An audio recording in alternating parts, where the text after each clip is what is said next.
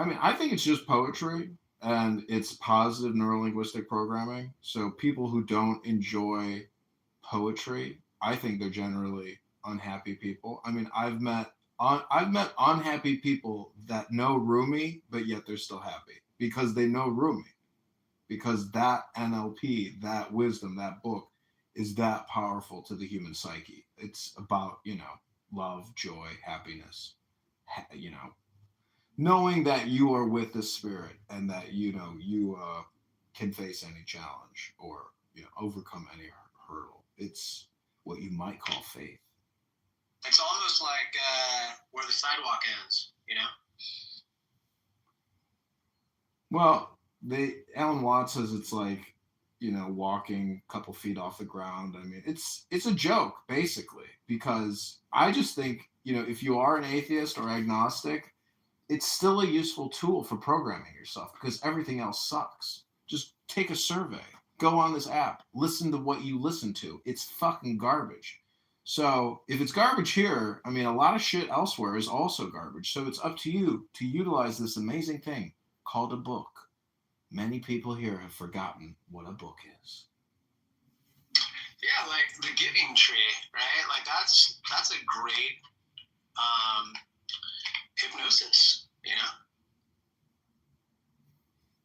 know? I mean, you are technically a computer. You're a cell phone, and a book is an app that you can put on your cell phone. It's called you. If people are unwilling to utilize books to propel them to satisfaction and health and love, I mean, maybe The Giving Tree is a bad book. I don't know which. Is that the Jabrani one? No, it's just Shel Silverstein. That's what I was saying. Like, Where the Sidewalk Ends has a lot of it's poetry, dude. The Prophet is poetry. Be Here Now is poetry. The Quran is heavy poetry, right? Like we were saying, it's just, I don't know, man.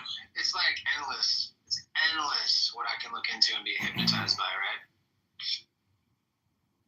Yeah, I mean, it does come down to what you choose to want to be hypnotized by. I mean, if you even have that level of awareness of choice, I mean, if that's what free will is, I would rather have a big library than a small one. I would rather have a cornucopia than a fucking microwavable meal. It's just a question of, I guess, what is your will to acquire what you want? But if you want to enhance your will, I think you need more books. There's no other way to really improve your will other than through knowledge and information. Yeah, and then like music is the interesting one for me because you can emote, right, and be moved to emotion with no words, right? There's no fucking words in some music that can get you to emote, and that's crazy shit to me.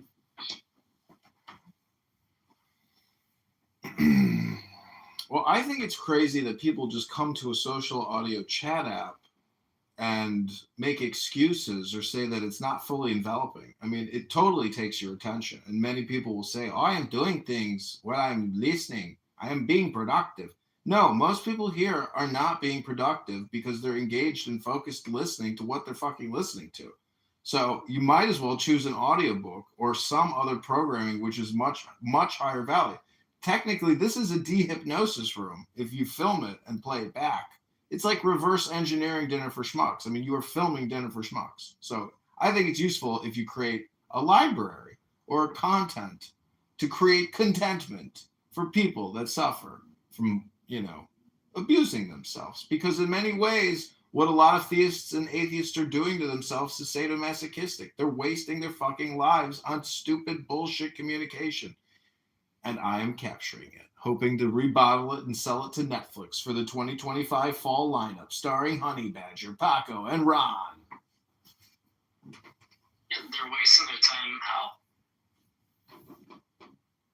By asking questions. Didn't you know that's the source of all stupidity, is sitting there asking questions all day long?